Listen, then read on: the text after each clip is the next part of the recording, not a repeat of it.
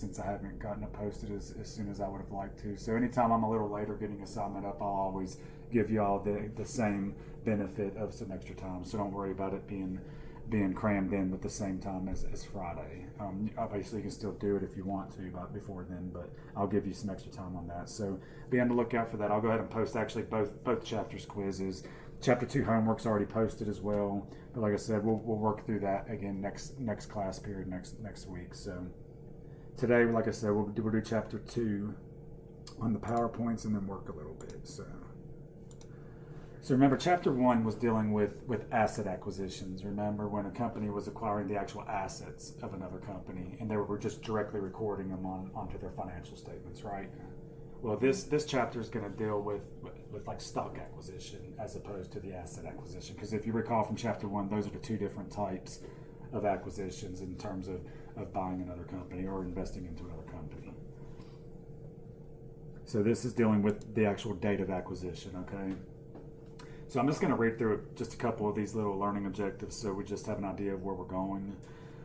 First one, differentiate among the accounting methods that are going to be used for investments, and it's going to be based upon the level of common stock ownership in another company.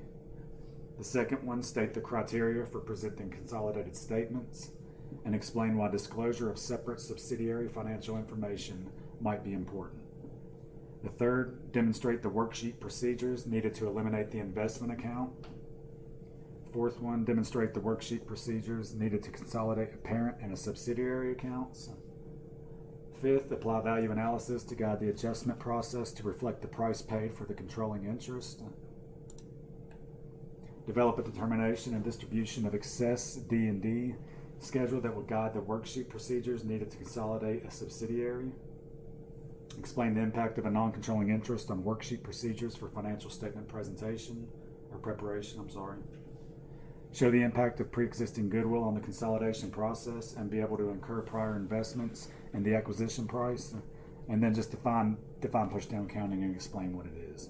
The last one, the appendix, the worksheet procedures for reverse acquisitions, I'm not going to touch on that. So what my objective is for this course is, I don't know how many of you are planning on sitting for the CPA, but I'm trying to just keep it to the content that I know is going to be tested on the CPA. The other stuff, I'm kind of just going to throw it out the window. The only thing that I'm covering in this class that might not be on it is like fiduciary accounting for like trusts and stuff like that. But I still think it's important because I want to cover it, because a lot of times accounting firms, if you go to work for them, they have like a trust department and they want like a trust manager or something. So it'd be nice to have an idea of what that type of accounting is. So that's the only reason I really want to cover that. Okay, so first let's talk about levels of investment. Okay, so obviously when we invest into a company or one company invests to another company, they're gonna invest into a certain percentage of that company based upon what percentage of a company is even up for sale or up to be invested in, or based upon really their financial condition. Really, how much money do they have, or how much stock can they go ahead and issue to try to invest in a company. So let's just look at this little chart here. So these are just the different levels of investment, okay? You can see on the left-hand side over here that that's the level of ownership. The middle column is going to be the initial recording, so how we actually initially record that investment, and then how we record the income throughout the actual accounting period, right? So throughout like a year, for example. Or it could be like if they purchased it, like bought into the company in June, from that point on, from when they bought in until like the year end, December 31st. So that's what the recording of income is talking about. Okay, so obviously there's three levels of ownership that we need to be concerned about. The first one is going to be passive, and that's going to generally be less than 20% of the total controlling interest of a company, right? The initial recording of that is going to be at cost. And you also want to include any broker fees that's included with it, because that's considered part of your investment, because that's what you have to do in order to make that investment. So we're just going to include that in that investment account, right? So it'd be just like a debit investment, whatever, and just credit the cash out, okay? So that's just that cost, including brokerage fees. Okay, now throughout the period, as we have an investment with that company, we're just going to record the dividends as declared, right? So it's just like any other dividends we receive, like even if just as we're an individual, we're just going to count it as income to us, just as whatever the dividends they declare and pay. So that's the passive level. And I know you all know these are already up and posted on the website. So don't worry about trying to write any of this stuff unless you just want to write something extra, okay? So don't worry about trying to write this down if you are. But anything extra, that's fine. Next, the influential level of ownership. That's generally between 20 and 50%, okay? Same thing, the initial recording at cost and include your broker fees, okay? So cost including broker fees is how we'll do the initial recording of the investment. Now on this one, on the recording of income, it's a little different than on the first one. On this one, we're actually going to have, because we have a certain percentage in it, right? 20 to 50% roughly. So whatever percentage that we have, we're going to take that percentage and apply it to whatever the income of that subsidiary is, or what the income of that company that we're invested in, right? So say if they have $100 income at the end of the period, and we have a 30% interest in them, then we're gonna realize, or we're gonna include in our income $30, right? Because that's our percentage of their income. And then when they actually distribute dividends, that's a reduction of our original investment in the company. Okay, this is known as the equity method of accounting for an investment in another company. Okay, so whatever percentage ownership that we have in a company, we're going to multiply that by whatever their income is, right? And that's going to increase our level of investment in the investment account. Okay. And then when we get the dividends, remember, that's going to reduce our investment account because we have significant influence rate. That's why we're reducing the dividends. It's a return of your own investment. Everyone good on that? Okay. So the next and the last category is controlling. And this is if you have greater than 50%. I know everyone in here has probably heard 51 is the magic number when it comes to common stock, right? And why common? Because common is where you get your ownership rights and your voting rights, right? That's why the common stock is the main thing here we're talking about. So anything greater than 50, so 51% or higher, okay? Initial recording is just going to be at cost. Anything else, any other fees included, is going to be expensed in the period as incurred under when we have a controlling interest. Okay, and then recording of income for this level of investment, we take the ownership share of income just like the other one. And then it's going to be accomplished by consolidating the subsidiary with income statements of those parents. So at the end of the period, we have to recognize our income in them and also eliminate the investment account and then consolidate it. So the passive, less than 20%, that's more so known as the cost method of investing into a company, okay? Because you're going to carry just at cost, and then you're just going to receive dividends, and that's your income. The next, the 20 to 50%, once again, that's the equity method of accounting. Do y'all recall that from intermediate? A little bit. So this should be a little familiar to you because I'm pretty sure this is covered in intermediate. So that's going to be the equity method, pretty much is what the influential one is. And then the controlling, this is going to be the new stuff where we're getting into consolidating statements. So everyone good on the different levels of investments?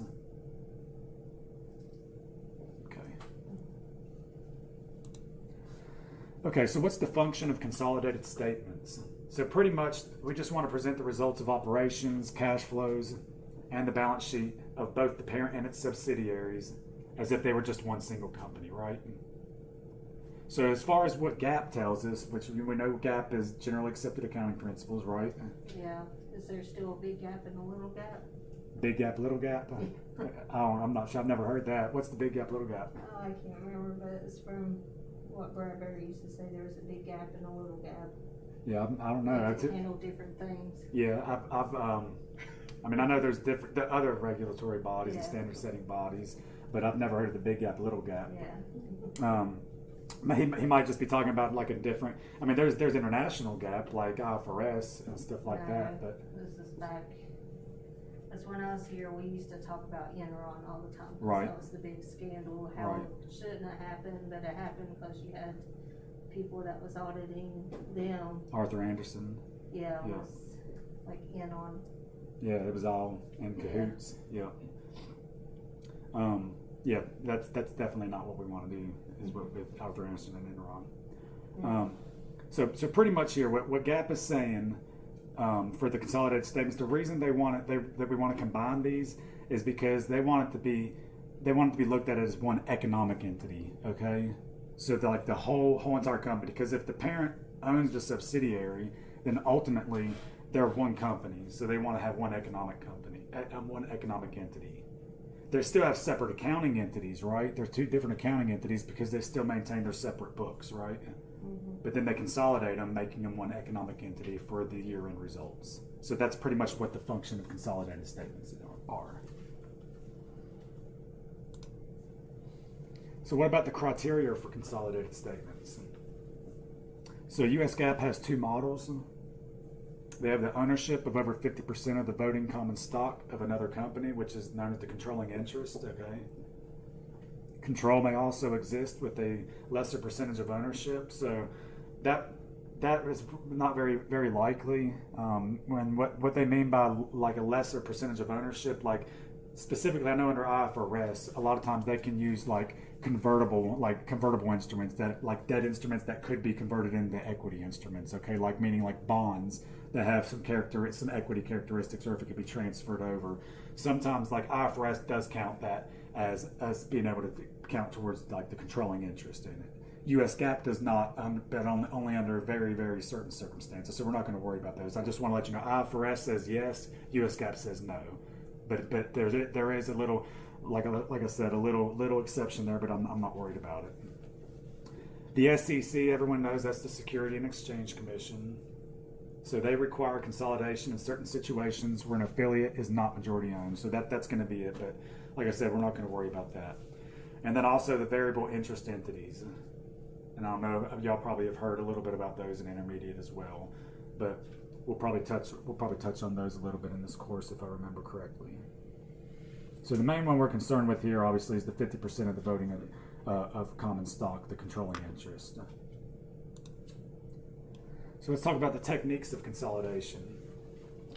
If you recall from Chapter 1, that was the asset acquisition, right? We acquired assets and recorded by the acquirer, and automatic consolidation. So if we acquire the assets of another company, then their operations are going to cease to exist, and it's just going to become our company, right? Because we've acquired all their assets. So if they don't have any assets, they can't operate. So they go ahead and cease operations, and that's that. And there was an example that I mentioned that was on a certain page within Chapter 1 that showed how a company dissolves itself and removes the assets off its books and stuff like that. So that's what the acquiree will do, is dissolve its company, remove the assets, and the acquirer is going to just place them right on its thing. Like I said, that's Chapter 1.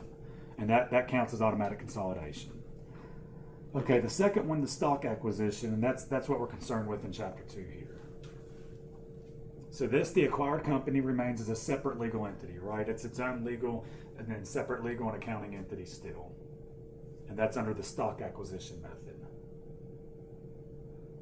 So once again, the parent's just going to record an investment account when they invest in the common stock. And that's going to be carried just as a line item on the balance sheet, okay? As an investment in company S or whatever, and that's going to just show the level of investment, meaning how much money they have invested within that company, right? Or how much stock they have out there in it, whatever the form of that you're purchasing it with, stock or money or cash. Consolidation process produces financial statements for the economic entity. So once again, that's what I was talking about earlier. The consolidation just makes it viewed as one economic entity. Okay, makes sense? Okay, let's talk about a 100% stock acquisition, okay? And the reason it's saying a 100% stock acquisition is because sometimes there can be a non-controlling interest, meaning you still purchase more than 50% of the common stock, but you only bought 80%. We'll get to that later, but that's why this is saying 100% stock acquisition. In this example, we're assuming that the company obviously bought 100% of another company's stock, right? And what type of stock are we concerned with here again?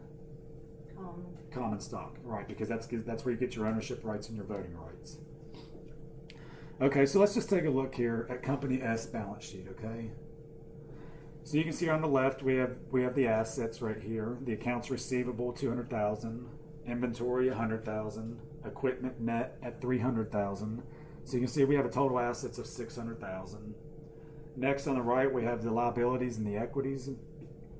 So we have current liabilities of 100,000, common stock of 200,000, and retained earnings of 300,000. So obviously we're in balance here.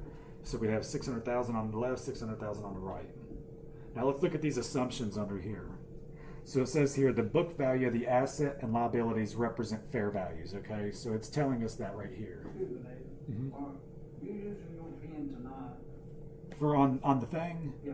No, I don't even think I have one. I need to get one. Well, you don't have one? No, because I want to use I want to start using the Elmo thing, but I don't have a pen or anything. Yeah, I use the Elmo. You don't have an Elmo in here. I actually want to talk to you about that too. Whenever we get up and talk and find out what rooms it's in, because I'm gonna have to do. It's good over here. Yeah, I want to use that Elmo for sure. So I'll get with you on that when we go over the other stuff too. Sorry about that. Okay, once again, assumptions, right?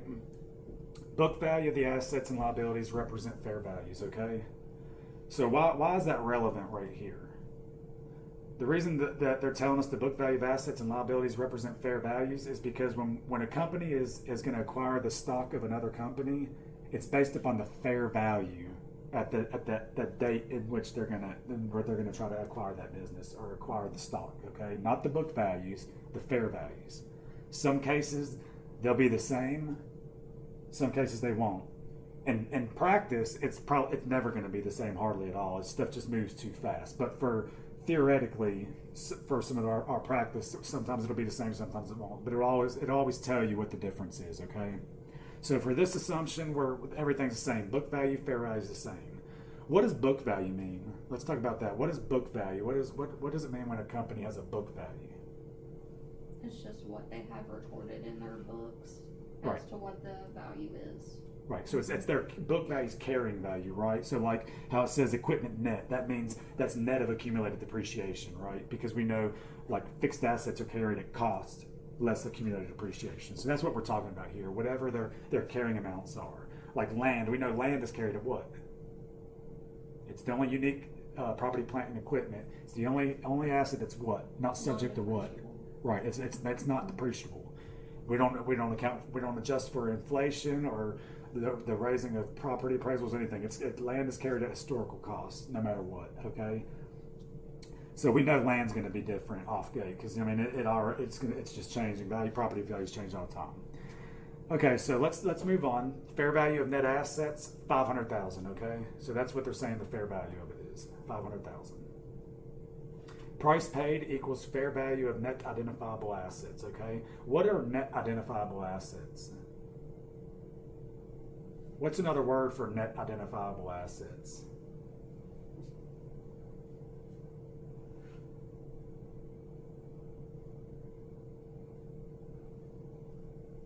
It's equity, right? Because think about what is equity? Assets minus liabilities. It means you've Equals netted equity. net assets, right? So assets minus it's all back to that first equation you ever learned in principles, like the very first day. That's how important that formula follows you. So your net assets are just equities, right? Very important to understand that when they're talking about the net assets. That way you know where to look. So we know the net assets we're looking at. We can see here they're 500,000, right? And we know that because it's the same as the fair values, because we're concerned about what? The fair value, not book value, right? Okay, so price paid equals fair value of net identifiable assets. So obviously $500,000 is what this company is going to pay, right? So what's the journal entry going to look like?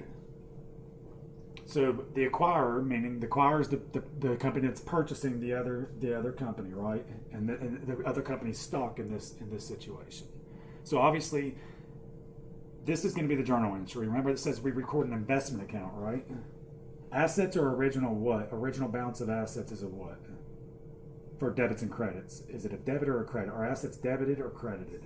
They're always dead. Right. Assets are always debited. Okay. So that's why obviously an investment is an asset, right? So that's why they're in a debiting investment in subsidiary S for what they paid for it, right? $500,000. And obviously, if cash is the original asset debited, so money going out the door, we're crediting it $500,000, right? Okay, so we've got our investment account and subsidiary asset, what we paid, and then the cash is gone out the door. So now we have an investment in this company, right? Everyone good on this so far? Gosh,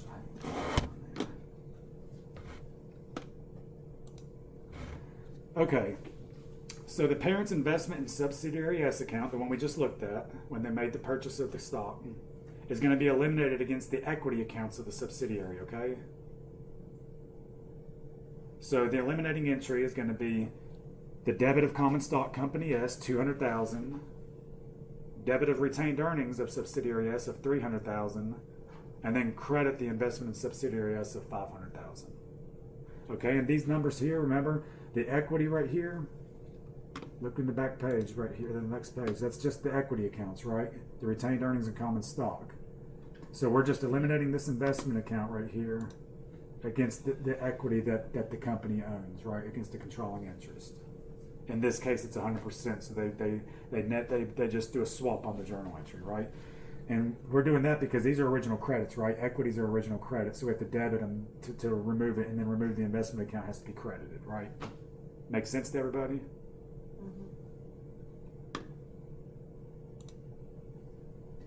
Okay, now the next thing we want to do is make adjustments of subsidiary accounts. Okay? So usually the price paid exceeds the book value of subsidiaries' net assets, right? And what are net assets again? They're equities, right? Okay. So usually the price paid exceeds the book value of the subsidiaries' net assets. Fair values exceed book values, right? So there's going to be unrecorded intangibles that might exist. What is an intangible asset?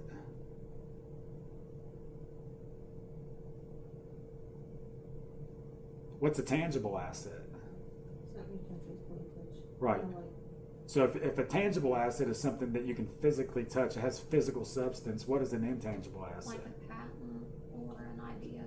Right. So it lacks physical substance, right? It's just, it's an intangible, right? So it's like trademarks and stuff of that sort, customer lists, stuff of that. So that's what they're saying. Unrecorded intangibles might exist, right? Because if you have like internally generated goodwill or intangibles, you know, you just can't record that on your own financial statements. Like if we have a company, we can't be like, oh man, we got a customer list, it's worth $50,000 and just add it to our assets. It just doesn't work that way. You can't do that.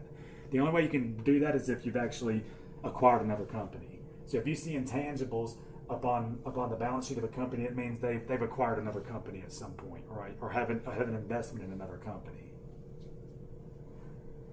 So let's look. Elimination entries required on this part, right? So the EL entry, once again, that's to eliminate the investment entry, right?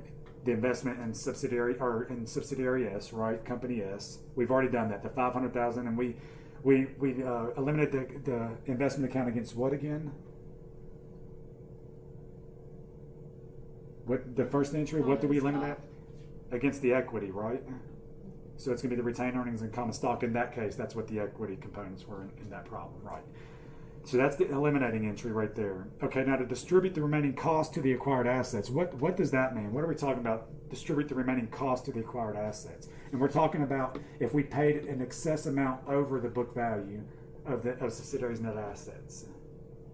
Or the fair values, I'm sorry. So what are we going to distribute the remaining cost to the acquired assets? So if there's a difference between book value and fair value of assets, so let's say land, the book value was $100,000, and then if the fair value was $150,000 on the date of acquisition, then we have to adjust that up to the level of what the fair value is because it's based on fair values, right? So that's what they're talking about on distributing the remaining cost of the acquired assets.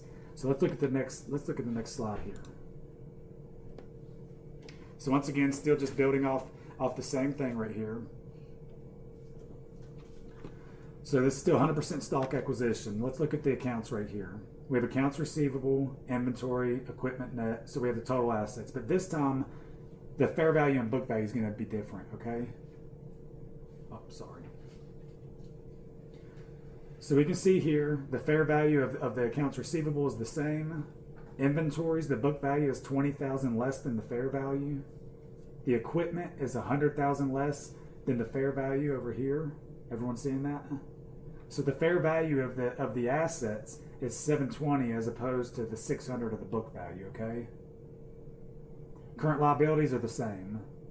So the net assets fair value, obviously, assets less liabilities, so the $720 less the $100,000 is $620, right? Because remember, at consolidation, we're worried about the fair value at the date of acquisition, right? So let's look at these assumptions. Now let's assume the parent pays $700,000, okay? For the investment in S, right? So let's just look at the investment again. Same thing, right? Investment in subsidiary S, 700,000. Cash going out, 700,000, right? Same journal entry. So now we have that investment account carried on our balance sheet. Okay, now let's notice this right here. The price paid exceeds the fair value of net identifiable assets. Okay, so obviously we paid $700,000 for our investment, right? But the net assets fair value is only $620,000, so we paid more than what the fair value of the net assets are worth, right? So what do we do in this circumstance? Let's look at the eliminating entry again, and then let's look at how we distribute the excess price paid to the assets of the subsidiary. Okay? Am I moving too fast for anybody?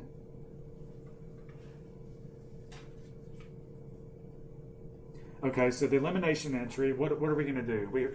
The first entry that we're going to eliminate, obviously, is going to be the investment account. That's the first step, right? So it's just complete opposite. You're just gonna credit your investment account and then debit your equities, right? Same thing we did the first time, right? So same eliminating entry. That's always step one, okay? Now let's talk about distributing the excess price paid, okay? So obviously, we know once again assets are debits, right? Right? So let's look back here one more time. Remember the difference between inventory is $20,000 right here. So we need to debit inventory $20,000, okay? To increase that account up to $120,000. So now what we're doing by doing these right here is bringing the assets on the subsidiaries account up to their fair value is all we're doing right here, okay? So once again, debit equipment for $100,000, because remember there was a $100,000 difference between the book value and fair value. So we have to bring the value of the account of equipment up $100,000 to bring it up to the $400,000 of the fair value at the date of the acquisition. Does that make sense? Same thing on this right here. Obviously that's the only identifiable assets that we have right here. So the remainder is going to go to goodwill, right? Because goodwill is what, if you recall from chapter 1? The access and amount that you pay that's above the fair value of the company. Right, the fair value of the net identifiable assets, right? So exactly. So anything you pay in excess over the fair value of the net identifiable assets is goodwill. And obviously goodwill is going to be an asset, right? It's a non-current asset. So that's why we're debiting goodwill excess right here. And it's just the difference of what's left over, okay, between what after we allocated it to the assets that we know had to be brought up to fair values, okay? Okay, now let's look at the credit to these debits. So we're crediting investment in company S again for $200,000. Now what's 500,000, 200,000? That's 700, right? That's the price they paid, right? Mm-hmm. Okay. So that's why we're doing the investment in company S, because we have to completely eliminate the investment account. Okay. But the equity, when we eliminated the equity, we still had the $200,000 left over because we paid a lot of money for it. But we knew we had to put some of that $200,000 in the assets to bring them up for the differences on the book value and fair values, and then the remainder we plugged to goodwill. Makes sense on that so far? So first step, we always eliminate our investment account, right? And then the second step, we want to distribute the difference between the values from book values to fair value to the relevant assets, and then the difference is plugged to goodwill, right? Everyone good?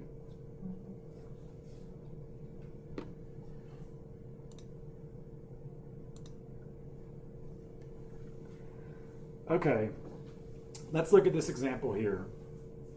This is going to throw a little more elements out at us right here. So if you can see here, same thing. We have the book values and fair values right here of the assets, and the book values and the fair values over here of the liabilities, okay? Notice that nothing changes on the equity right here. Okay, because the equity is what it is, okay? So the equity is not going to change on the company right here. So it's only going to be the difference between book value and fair value for your assets and your liabilities, okay? So let's see here. There's a total difference between the fair value and book value of the total assets of $205,000, okay? And we can see the differences if we look through here. We can see there's a $5,000 difference between inventory, $30,000 for land, $50,000 for building, and so on and so forth, okay? notice down here at the bottom how we have a copyright. Copyright is what? What type of asset is that? Intangible. Right, it's an intangible. Notice how it's not on the books, right? Remember, the company just can't just put intangibles on their books, right? But you notice on the fair value, we have to determine what the fair values are when we're looking at this. Is a huge process. So we're going to say, okay, well they've got a copyright, so they had to get the fair value of that copyright, right? So that's where that's coming into play right here. But just I wanted to point out that the intangible is not on the books of the acquiree, but it is going to be relevant in calculating the fair value of the net identifiable assets. Okay, our liabilities, book value, and fair value is the same over here at 140. Then we have our common stock 10,000, additional paid in capital 90,000, and retained earnings at 60,000. So the total equity is 160. So once again, our net assets, the fair value, the fair value of the net assets is 365,000 right there. I'm sorry. Okay, now let's talk about Parental Inc. They're going to issue 20,000 shares of $1 par stock, which the fair value of those at the date of acquisition is trading currently on the active market at $25. Okay, $25 per share. And that's going to be for 100% of sample stock. So pretty much Parental Inc. is just issuing 20,000 shares of stock for 100% of sample stock, right? 25,000 acquisition costs are expensed when incurred, right? Because remember I said when we're doing the acquisition method, greater than 50%, any acquisition costs that are included are going to be expensed, right? So let's look at this next slide here. So to record the acquisition, once again, we have to have the investment account, right? So we're going to debit the investment account in sample for 500,000, and obviously the 500,000 is the price of the 20,000 shares times the $25. That's where we're getting that. So that's our investment in sample account. And then notice what we're crediting. So this time we issued stock and not cash, right? We didn't pay in cash, we issued stock. So we know when we issue stock, how do we have to count for it? Notice here it said the dollar par. So we have to separate the par value and the additional paid in capital, right? Do y'all recall that? So remember, if we're issuing stock, we have to separate the components of par and additional paid in capital. So we have the investment of 500,000. We've credited the 20,000 shares at $1, 20,000, and then the remaining obviously is additional paid in capital. So there's our investment to record the acquisition. Okay, everyone good on that? Okay, to record the associated cost for the period, we just expense them. Acquisition expense 25,000, cash 25,000. This is going to hit your income statement, right? It's just reducing cash on your balance sheet. So I just want to make sure it's going to hit your income statement for the period that it's incurred. Gosh, I hate these things. Sorry. Okay, now let's talk about a value analysis schedule. So let's just look at the top here. So this we're going to start bringing in the non-controlling interest here soon if we don't buy all the outstanding stock, okay? So right here we have the company implied fair value of $500,000. The price, the parent price was $500,000 that they paid for 100%. You can see up here of 100% of the stock, and then the non-controlling interest. Obviously, if they bought 100%, it's not applicable, right? So the fair value of identifiable net assets was $365,000, and the parent bought it all, so that's $365,000 to stand to the side, okay?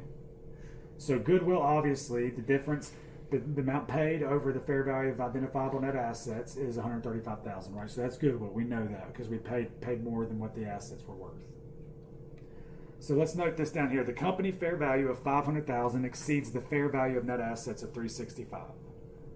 Accounts will be adjusted to fair value. Remember how we debited the relevant accounts to bring them up to the level of fair value we needed, right? And then we plugged goodwill, and then we credited the rest of our investment account, all right? So that's what they're talking about. Accounts will be adjusted to fair value. Goodwill will be recognized. So it's the same thing we just did, right?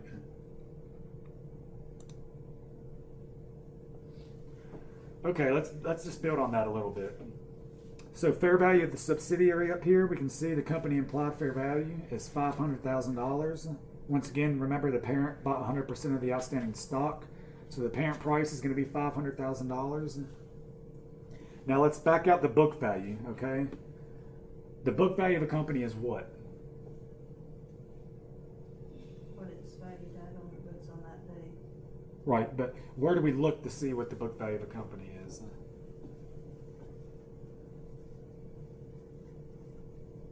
The answer's on the screen right now. Less book value. What's this? Outcomes. It's your equity is the book value of a company. Because once again, assets less liabilities. That's what the actual value of a company is. So it's just your equities. So we're going to back out the book value from the implied fair value, right? So when we back that out, the total book value is $160,000, and that's with the components of common stock, additional paid-in capital, and retained earnings. Okay, we can see that right here. So then we just want to carry this over right here, because remember, this is just a little schedule, the determination and distribution schedule. So this is that D&D schedule we were talking about on our objectives. Okay. So the total shareholders' equity, 160, and obviously that all belongs to the parent, right? Because they bought all the outstanding stock. So we're going to carry that 160 over under the parents column right here, right? Makes sense to everybody? Okay, and then from here we're going to put the interest that's acquired, and obviously 100% because the parent bought all the outstanding stock. So that's where that 100% is coming in, the interest acquired.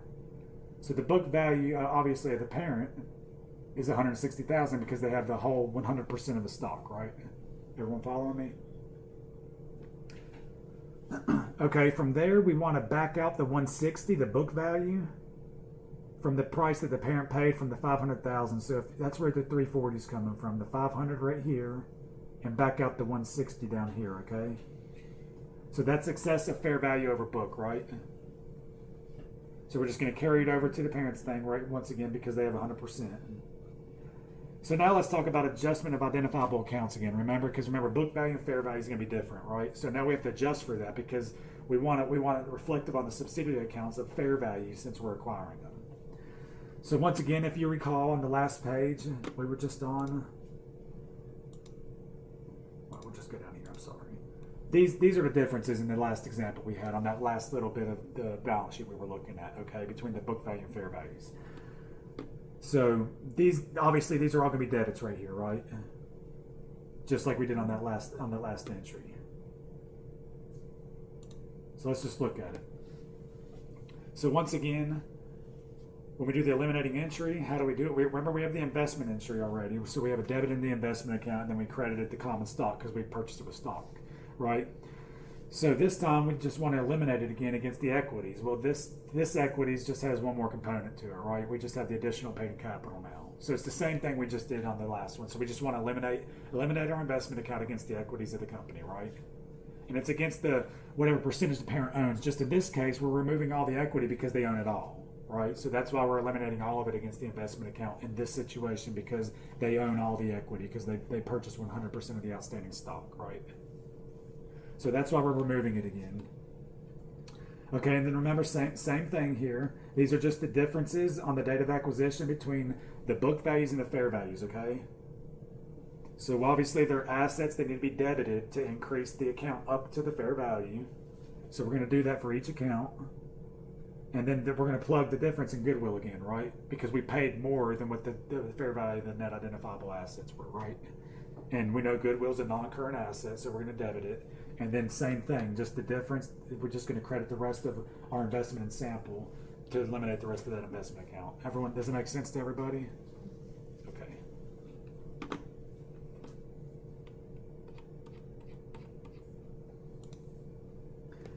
Okay, now let's talk about a bargain purchase, okay? And remember from chapter 1, we know what a bargain purchase is, right? So that's where the acquisition price is less than the fair value of the subsidiary net identifiable assets. So now we're paying less than what the net identifiable assets are, the fair value of them, right? So now we have a bargain purchase. So acquisition journal entries record investment at value of consideration given and expense all acquisition costs. So same thing, right? Same exact thing we did in terms of goodwill, or if no goodwill existed. So that's always the thing. Record investment at value of consideration given, expense all acquisition costs. Because remember, that's what you do if you're going to do the consolidating, right? Greater than 50%. Consolidation process, acquired assets and liabilities are consolidated at their fair values. Once again, what do we mean by consolidated at their fair values? That's where we're distributing them to bring those book values up to fair values, right? So that's what they're talking about there. Acquired assets and liabilities are consolidated at their fair values, and we're concerned about the fair values, not book values. So a gain on acquisition is recognized by the consolidated entity. So let's take a look at this. Let's come back to our value analysis schedule one more time. So now let's assume that Parental Inc. issues 12,000 shares of $1 par stock, fair value of $25 per share for 100% of sample stock. They also have 25,000 acquisition costs that are going to be expensed when incurred within the period. Okay, once again, there's no non-controlling interest, so it's all going to be 100% of the stock is going to be acquired by the parent right here, okay?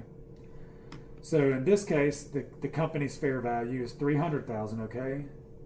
Parent price is going to be $300,000 because it's 100% of the stock out there. This time the fair value identified on net assets, remember, it exceeds the actual company fair value and the price paid. So the difference between the two is going to be $65,000, which is going to be our gain on acquisition, right? And we have to realize a gain because we've made a huge economic gain there, right? Because we've paid less, so it's a bargain. So we have to realize a gain there. And once again, it's carried over to parent because they have 100% controlling interest. Okay, let's go back to the D&D schedule again. Once again, if you recall from the top, fair value of the subsidiary, $300,000. Parent owns it all, so we carry that over. Less book value. What's book value of a company again? Equities, right. So we're backing out the equities here. Once again, total stockholders' equity, $160,000. Carry it over to the parent right here because obviously they have 100% again. Interest acquired 100%, right? So obviously the book value in terms of the parent's going to be the full $160,000 of the shareholders' equity. Excess fair value over book, $140, and we know that because it's the price that the parent paid, right? Less book value, okay? And that'll give us excessive fair value over book. So there's the 140, okay? Then we do same song and dance here. We have to adjust the assets on the subsidiary's books, right? And we're adjusting them to do what? Take them from where to where? What value to what value? Book value to fair value, right? So once again, each relevant asset here, just the difference is just as before. We're going to debit all these, right? But now the difference is going to be a credit to a gain on acquisition of $65,000. Why did we credit the gain instead of debiting it like we did the goodwill?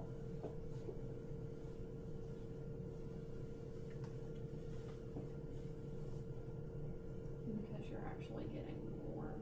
Because revenues are credits, right? Revenues, equities, liabilities, those are credits. That's why we're crediting the gain because it's a revenue, right? In essence, it's not a revenue, but it's a gain. But gains, revenues, all that credits. So same difference. So that's why I just want to point out the gain is credit, goodwill's debit. And also, if you would obviously have everything laid out, you'd be out of whack. But that could be a plug number too, because everything else would be intact, and then your debits credits would be off. So it would be a plug. You just would know it'd be the gain. So obviously it'd show itself, but it's a gain. It's a credit because revenues and equities and all that are credits. So this all makes sense so far, right? Is everyone following along with me? Okay, now let's get to the fun part, consolidating with a non-controlling interest, okay? So in this case, the parent acquires less than 100% of the actual common stock out there, but still exercises control. So that means they're anywhere between 51% to 100%, right? Or 51 to 99. So they still have control, but they acquired less than 100%, right? So non-parent owner interest is going to be referred to as non-controlling interest.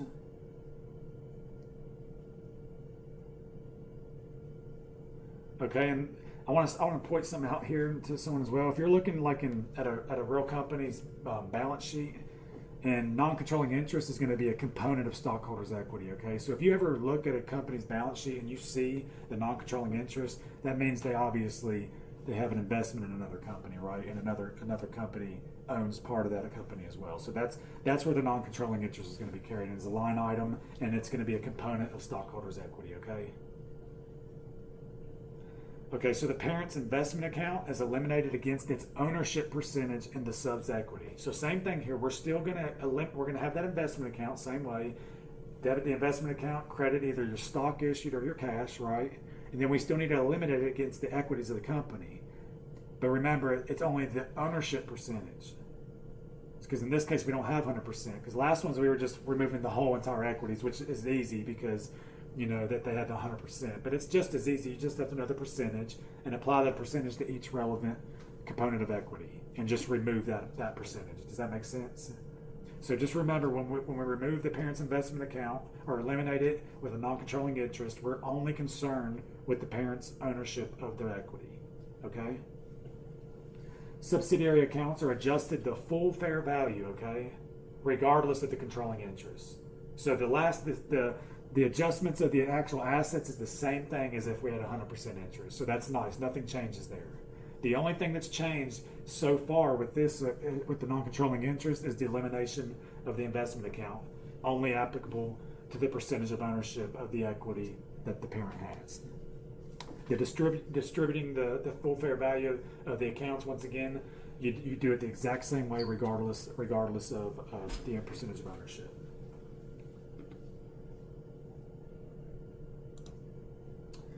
Okay, let's go back to our value analysis schedule. So once again, this time we have the company implied fair value, the parent price, and now the non-controlling interest value is of a concern now, right? Because they have 20% of a non-controlling interest. So the company fair value, once again, the company implied fair value is $500,000, okay?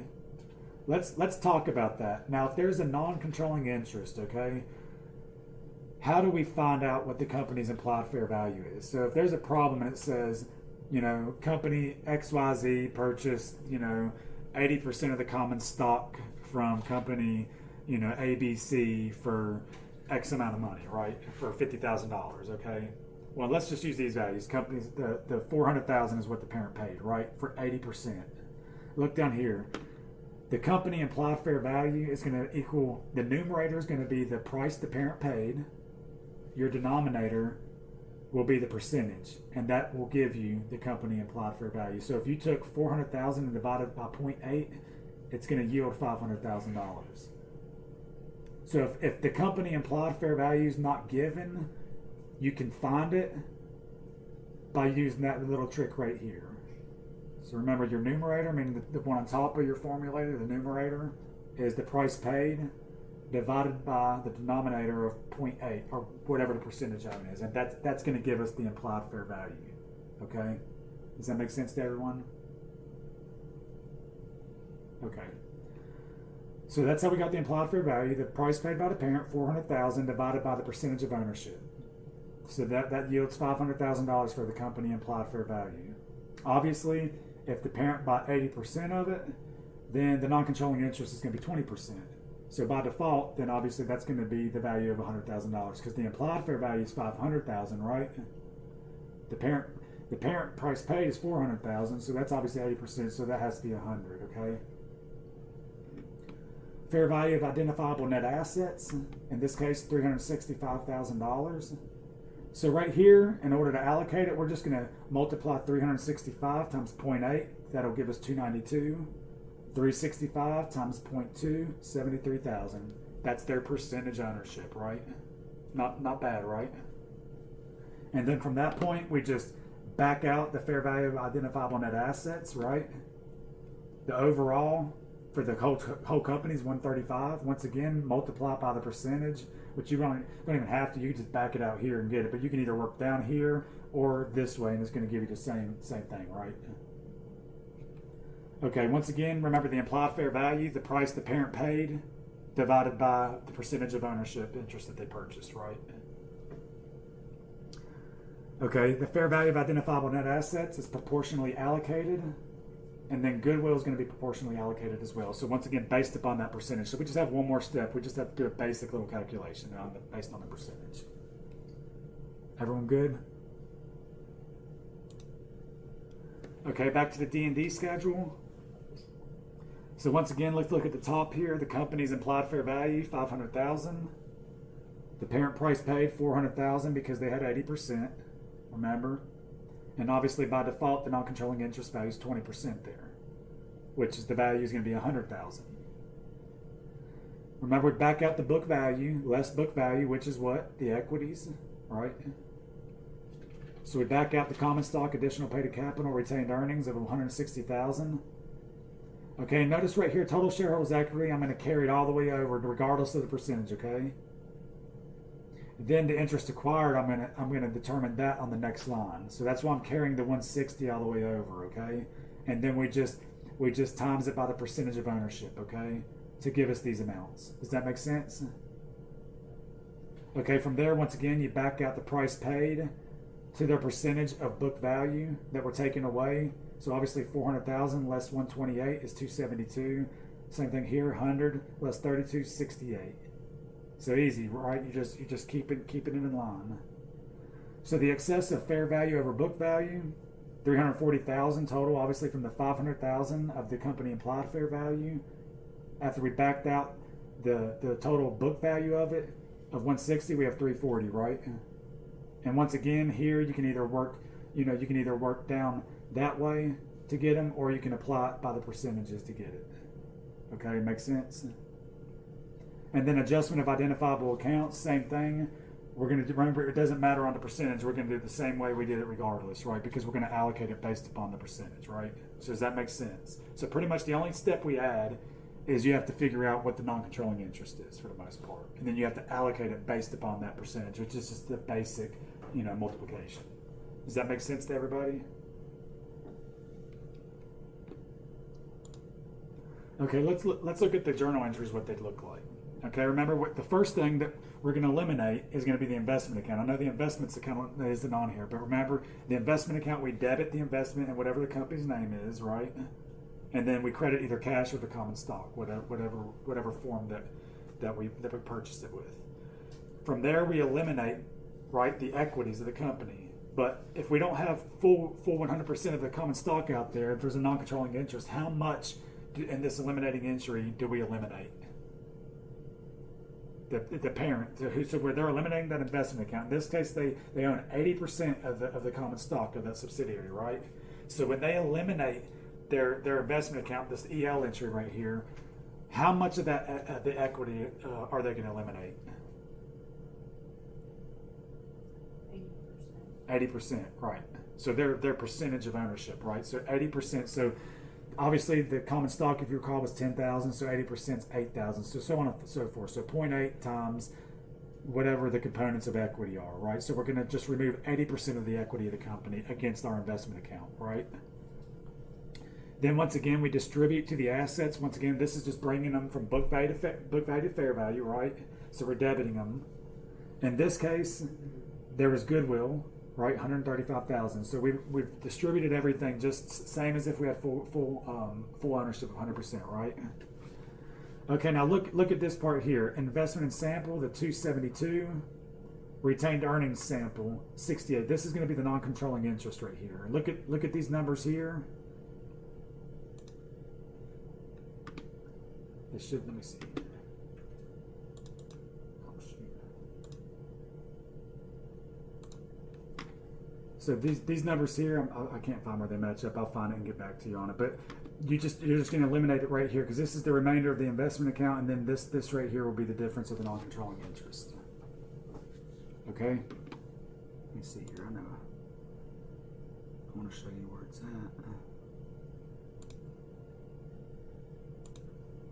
Near the middle where.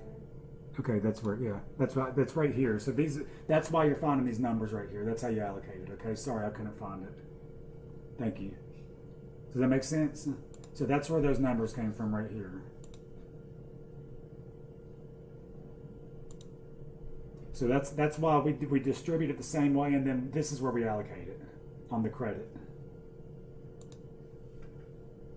Okay, this is just a valuation schedule strategy. So this is pretty much just a little review of what we just went over for the most part.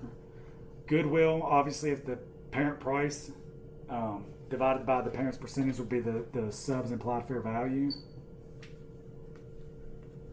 The sub's implied fair value times the non-controlling interest will be the fair value attributed to the non-controlling interest. and then the fair value of the net identifiable assets allocated by ownership percentages. And you can, so I know it's kind of tough here, but it's the same thing we just went through pretty much. But look, I just want to point this out right here. I want to go through this one more time, and you can see how maybe questions can be derived from these little things right here. So obviously, like I said, in that other example, to find the implied fair value, like I said, if companies purchased 80% of a company's stock, for $500,000, then we pay the price paid divided by the percentage of ownership gives us the implied fair value. So that could be a question. The fair value attributed to the non-controlling interest, obviously that would be a two-step problem. You would have to first find the implied fair value, and then from there take the subs implied fair value times the non-controlling interest to get the fair value attributed to non-controlling interest. So that's just different ways questions could be thrown at you. Like I said, we'll work through some. I just wanted to point that out of why it's so important to just know these little formulas. Okay, these will help you a lot when going through it. And it's slide 25 on the PowerPoint.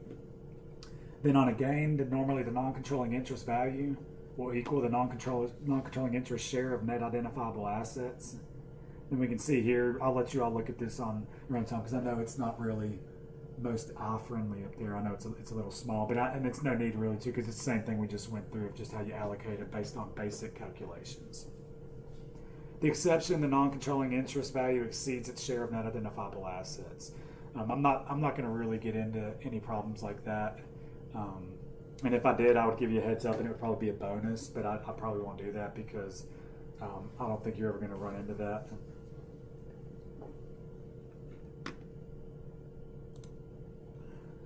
Okay, let's talk about if there's pre-existing goodwill, okay?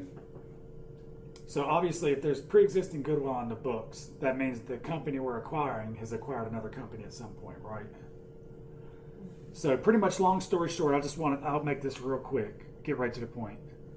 Pre-existing goodwill is not included in the fair value valuation, okay? Because we can't bring their goodwill onto our books. We have to recalculate the whole entire goodwill, right? So we don't just bring their goodwill in. It's not included in the fair value, right? It's brought in later, but we don't determine it in the fair value measurement at the date of acquisition, okay? That's why you can see here it's highlighted here. It's on the books here. I just want to show it's on the books, but we're not including it in the fair value measurements right here, okay? So pre-existing goodwill is ignored in value analysis. So once again, right here, same thing we've been talking about. Company's applied fair value $500,000. Percentage of it, 80% to the parent, 400, 20 to the non-controlling interest, 100. Fair value of identifiable assets, same thing, 365, allocate it, and then do your math, right? There's your goodwill, okay? Between the parent and non-controlling interest, okay?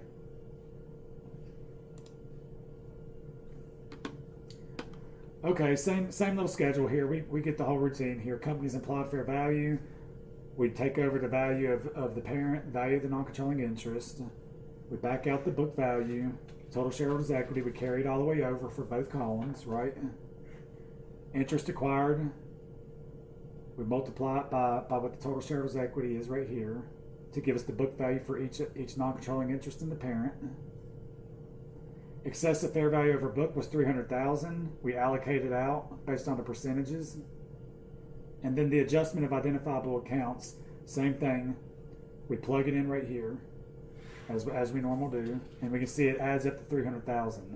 Now notice here with the goodwill, the D&D schedule adjusts from the pre-existing goodwill to the goodwill calculated in the valuation schedule. So the pre-existing goodwill was $40,000. The D&D goodwill is $95,000. So if you see here, that's the goodwill that we're accounting for is the D&D goodwill. And the goodwill on the valuation schedule of $135,000. So it's not included in the value analysis. It's going to be calculated based on the D&D. Okay. Okay. And this is the last slide for this chapter. Push down accounting. Pretty much, push down accounting is exactly what the name is. Subsidiaries' accounts are adjusted to reflect the adjustments to fair value. Fair value adjustments are added to paid-in capital. No excess to eliminate during consolidation process, and the consolidated statements are unaffected. The adjustments are the same. The adjustments are recorded on the subsidiary's books. So pretty much same thing. The subsidiary with the push down accounting, so that means we're going to push down the fair values onto that subsidiary's books as well, right? So they're going to adjust those accounts on it, just debit whatever the like land or whatever needs to be brought from book value to fair value, and they're saying that the credits or the fair value adjustments are added to paid in capital, so the credit will be paid in capital to offset the debits to bring those up. If that's the case on the subsidiaries books of push down accounting, it's easy. You're just pushing down the fair values onto the subsidiaries books. And there's only certain circumstances in when push down accounting is permitted, and we won't really worry about those. But this is what push down accounting is for the long and short of it. Any questions on anything we've covered? Anything that seemed extremely difficult, or did I explain it okay? Sure, no one has any questions on anything? Okay. So let's go ahead and let's talk about homework for the first chapter. If you all want, you can go ahead and you all start working on them, and then we'll start talking. We can talk through the problems, or if you all want to just work on them, I can come around and help, or if y'all want to talk through them, however y'all want to do. I'll let y'all maybe attempt the first one, because what is it? There's only three. I only signed 2 or 3 problems. They're pretty decent sized problems, but if you want to just work through it for a minute, then we can talk about it if you want.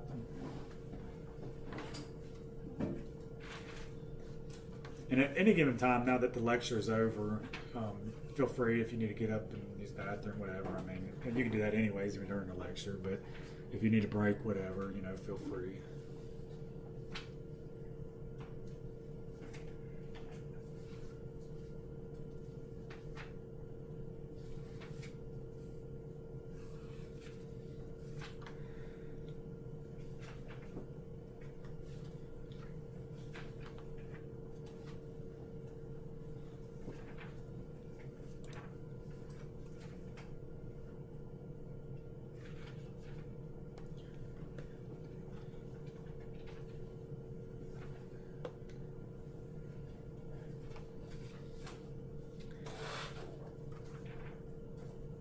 And for those who will be listening to this, if anyone's missed class today, just hang in there. We're working on problems from chapters 1 homework, and here shortly we'll be just reviewing over them as well. So just take this time, I guess, if you're listening, to just work through the problems on chapter 1 homework, and then we'll review over them here shortly.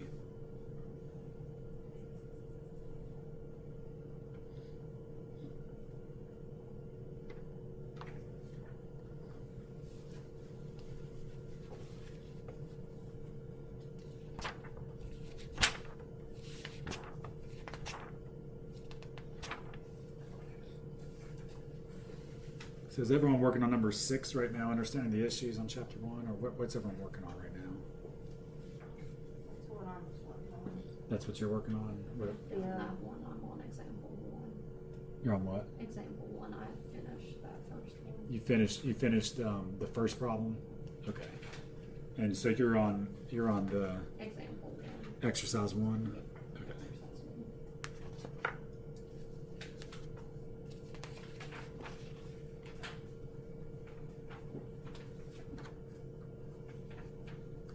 Is that everyone else working on the first one? What problems are people working? Are y'all on number 1? I'm on exercise 1. Exercise 1? Okay. So since you all have number 1 already, the first one, you all are working on the first one, right? I'm working on 6. 6, right? I mean, the first one is on number 6, right? Y'all want to take a look at understanding the issues, number 6, and then we'll move on to the one you all are working on right now and just talk about it a little bit. Okay, the way I want to do this, I'm just going to put the solution on the screen and we're going to talk about it step by step. Okay, I think that'd be the easiest way. I would like to get to the point where I'm going to use the Elmo like Paris uses, but I don't have the capability to do it right now. I don't have the little writing thing or whatever. So till we get to that point, I'm gonna pull the solution up and we'll talk about it. And for certain problems, I feel it's easier just to see the whole thing and talk about it anyways, instead of trying to work through it and confusing people step by step. So is that cool with everybody? Okay.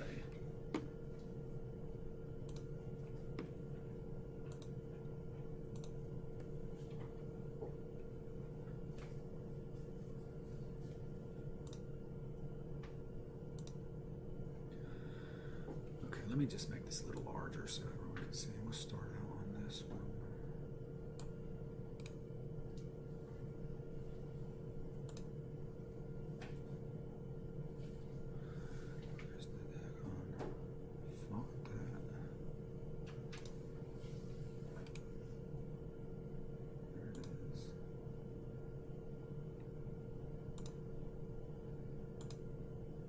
Can everyone see that up there, or does it need to be a little bigger? I'm gonna make it a little bigger.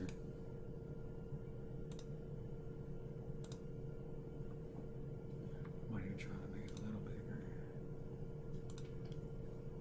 Does that look okay to everybody? Okay, so once again, this is chapter 1 homework, understanding the issues, number 6. Okay. So let's just read what the question says here, and then let's just work through it.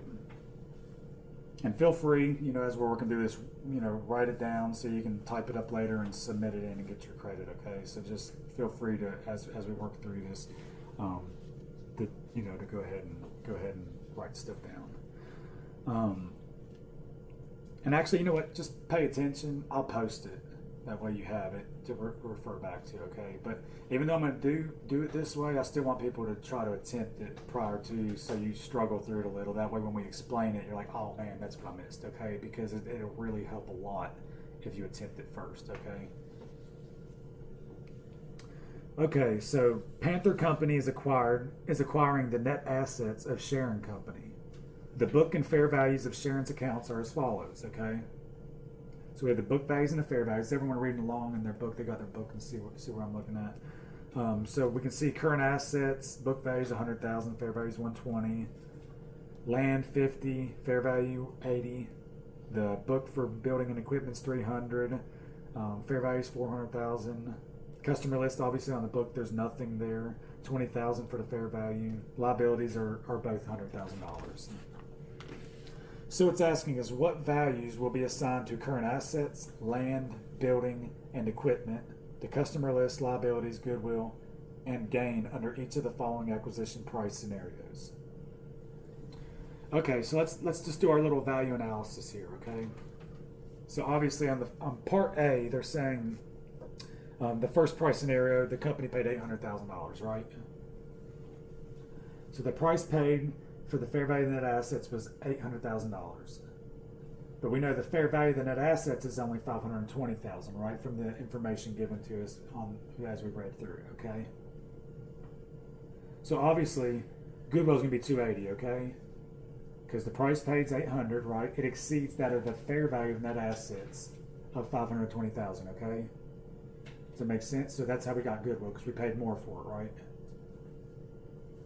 So goodwill's $280,000. So of this $280,000 right here, that's going to be charged to goodwill, obviously, because that's the goodwill. So let's look here. Current assets fair value, $120, okay? Let's look at these things. I wish I had a thing I could put up here. Because the current assets, the fair value is $120,000, right? Which is $20,000 more than it says on the book value. Land, the fair value was $80,000 instead of the book value of $50,000.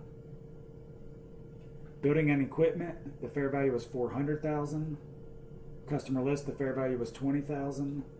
Liabilities, the fair value was $100,000. Goodwill will be $280,000 for a total of $800,000. Okay. So pretty much the questions. Remember, the question was just asking us what amounts are we going to assign to these assets. So pretty much this is teaching us a little bit about calculating goodwill, and then later how to distribute stuff when we have to distribute from chapter 2, pretty much. And this is how it's going to be recorded, obviously, on the acquirer's books, right? Because they were concerned about fair value. So pretty much, price paid was $800,000. Fair value of the net identifiable assets was $520, so goodwill's $280. And then we just are recording them at their fair values. And then the goodwill is obviously going to be recorded as well. So that's what that question was concerned about, really, was calculating goodwill and just want you to know you record everything at fair value. Now let's do the price paid of $450, right? So we paid $450,000, which is going to be $70,000 less than the fair value of the net assets, right? So obviously we have a gain on a bargain purchase, right? A gain on this purchase right here. So the gain is $70,000 here, which is the difference between the price paid and the fair value of the net assets. And then once again, we're just going to list everything at fair value again. Besides, we're going to credit the gain. Does that make sense? And once again, these fair values is what's listed in number 6 right here, just where they're showing the accounts, book value, and fair values. We're just going to record the assets at fair value, determine whether there's a gain or loss, and then either credit the gain or debit goodwill is pretty much what this whole exercise was for. Does that make sense to everybody? Everyone got this? So if you were asked to do this like on a quiz or a homework, you think you could do this? Okay.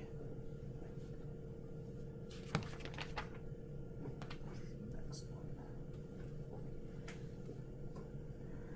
one. Okay, let's go to exercise 1.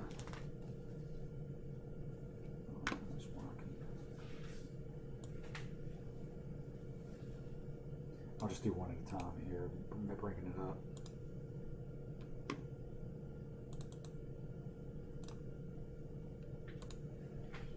Everyone can see that top part here that's highlighted. Okay.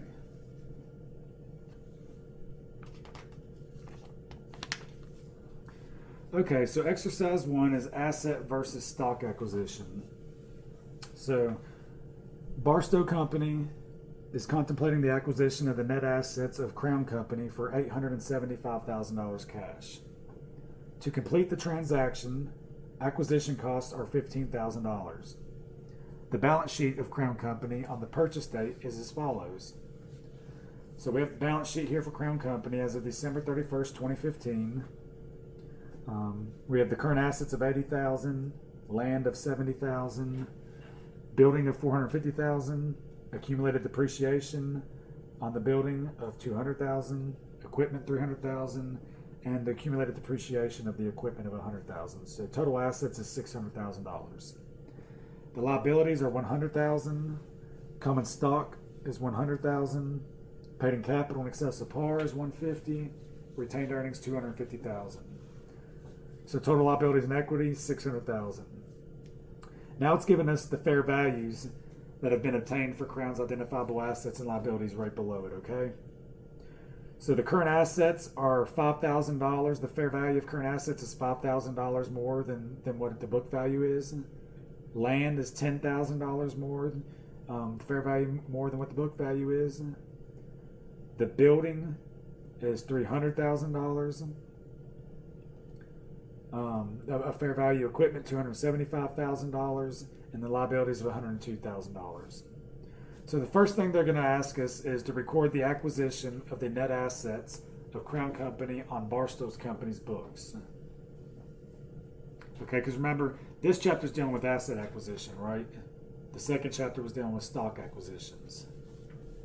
So if we want to record the acquisition of the net assets of Crown Company on Barstow's books. So first of all, are we concerned with book value or fair value on consolidating or acquiring a company? The fair values, right. So we know we have these fair values given to us underneath the little snapshot of the balance sheet, right?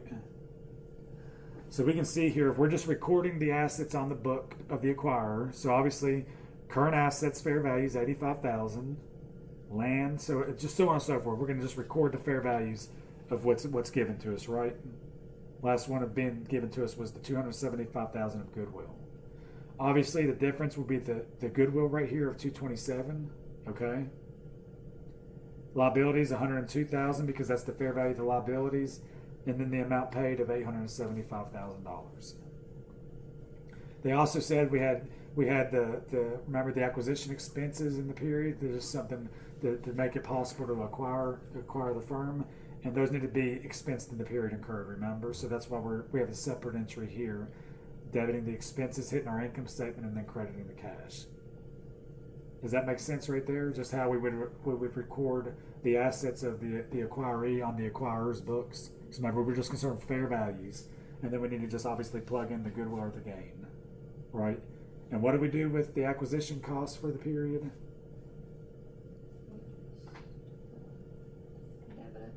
We expense it, right, in the period incurred. So yeah, debit, because expenses are debits, right? Okay. I don't know why I did that. So that makes sense to everybody? Does this help working through them a little bit to get just some extra practice on the problems? Bear with me, I'm sorry. Oh my gosh. I'll just, whatever, I'll come back to it. I was going to blow this out of the page once I do this. These little surface things have a mind of their own sometimes. Let me make that smaller.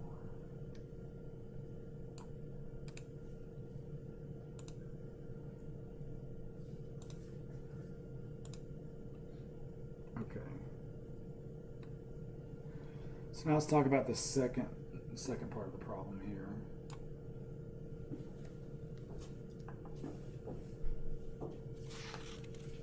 So record the sale of the net assets on the books of Crown Company. So this right here is where we're actually going to be removing the assets. Okay? Remember the example I told y'all to look at in lecture for chapter 1, how you remove them? So that's what this is asking you here. Record the sale of the net assets on the books of Crown Company. So now this is the acquirees company's books, right? So they're removing the stuff off their books because obviously they're going to dissolve their business, right? All their assets have been acquired by another company. So the entry they're going to make, obviously, they received cash of $875,000, right? So they're receiving it, so they're going to debit it. Then they just remove your liabilities and accumulated depreciation, so your credits. So whatever their original credits were, they're just going to debit them. And then whatever the original debits are, you're just going to credit them. That's why we're debiting the accumulated depreciation, because we know that's an original credit, a contra account. Liabilities was a credit originally, so we debited cash. We're receiving that. Remove the assets off the book. And then there's the gain on the sale of the business of $375,000. Okay. So note, the seller does not receive the acquisition costs. Does it make sense right here? It's simple. Just to remove it. Just the complete opposite of the way they belong, pretty much. It's just a complete wash on debits and credits for the most part. The only other thing that enters in is just the cash they're receiving and then the gain on the sale of the business.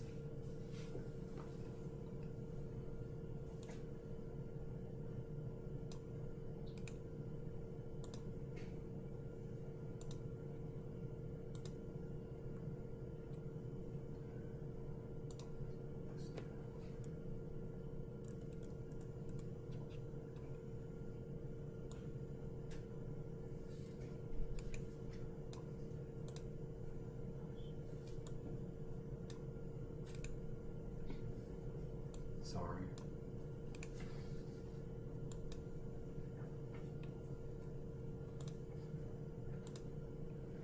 Okay, the last part of the question says record the acquisition of 100% of the common stock of Crown Company on Barstow's books. Crown Company will remain a separate legal entity, okay? So if we're going to record the investment, so investment in Crown Company, $875,000. Remember the stuff we just went through in this past lecture, and then cash of $875,000 because they gave cash was the consideration given instead of stock in this case. And then remember the expenses, the acquisition costs are expense in the period as incurred. So we just expense those on the income statement and then credit cash. So once again, that's just the acquisition of the 100% of the common stock. So it's simple. We just create the investment account and then just credit the consideration given and then just expense the acquisition cost incurred. Straightforward? Makes sense? Okay.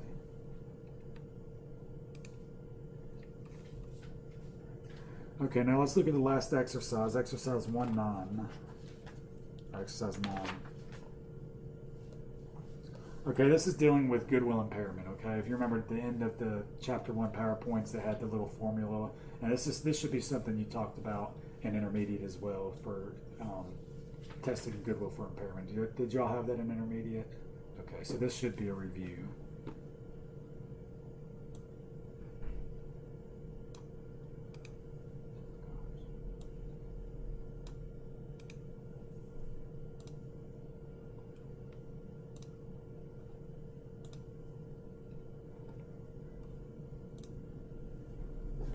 Okay, so exercise 9 says Anton Company acquired the net assets of Hare Company on January 1, 2015 for $600,000. Using a business valuation model, the estimated value of Anton Company was $650,000 immediately after the acquisition. The fair value of Anton's net assets was $400,000. So the first thing it's asking us is what amount of goodwill was recorded by Ant and Company when it acquired Hair Company.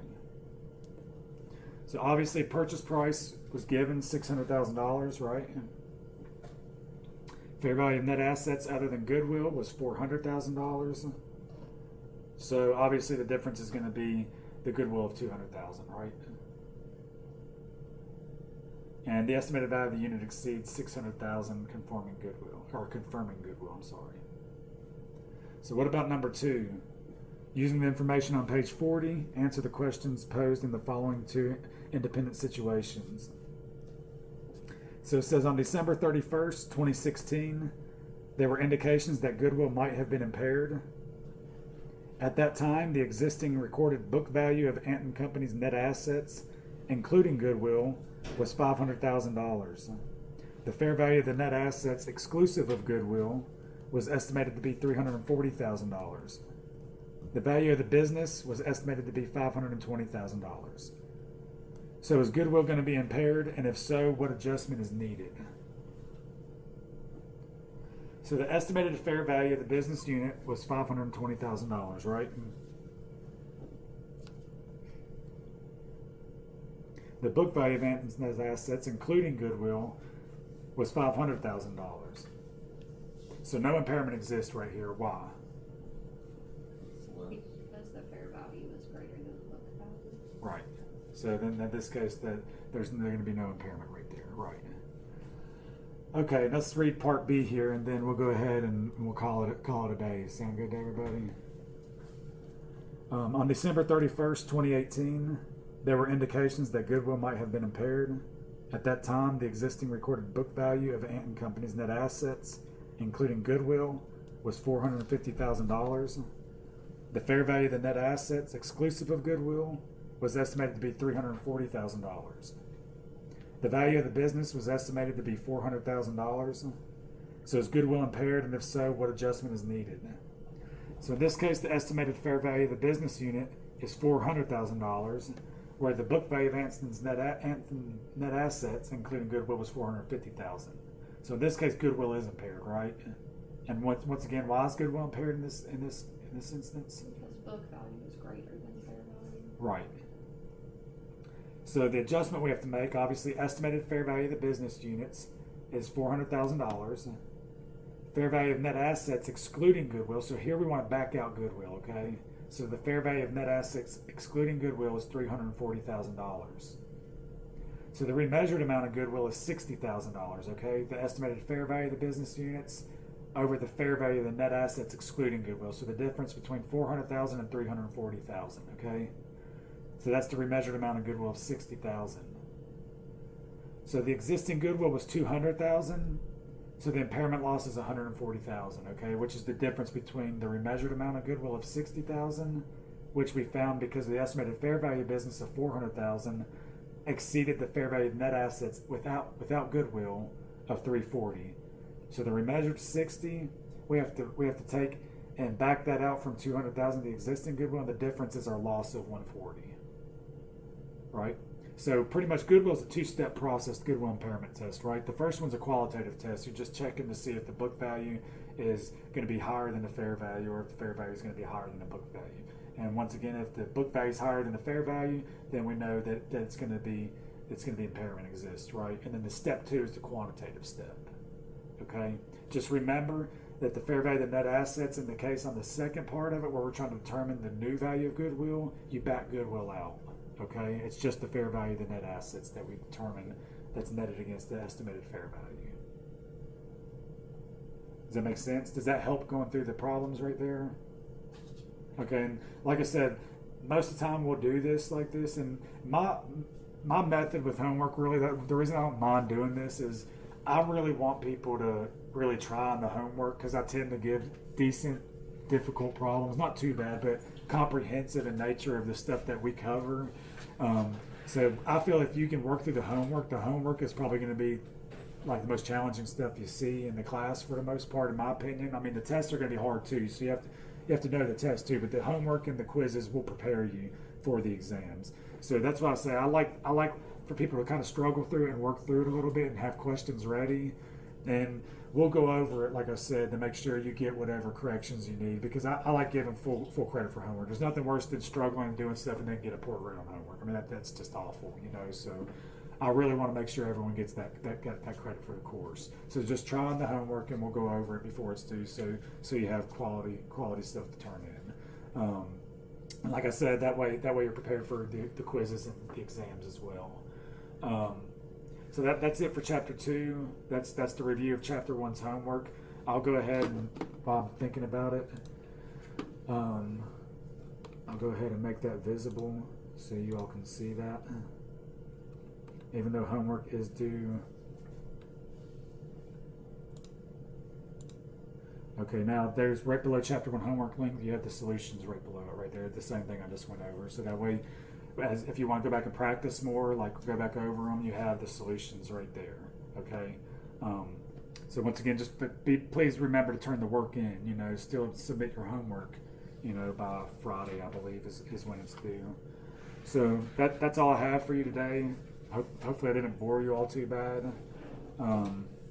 So next week we'll run through chapter 3 PowerPoint like we did on chapter 2 today, and then we'll review the homework for chapter 2 like we did today in class, and that'll just kind of be our routine, and we'll see how that works out. Does that sound good to everybody?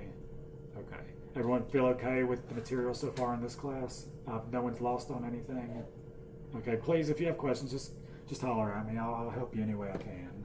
Okay, so just please use me as a source if you need me, okay? I appreciate y'all's time, and y'all have a good evening and good rest of your week, and I will see everybody next Tuesday.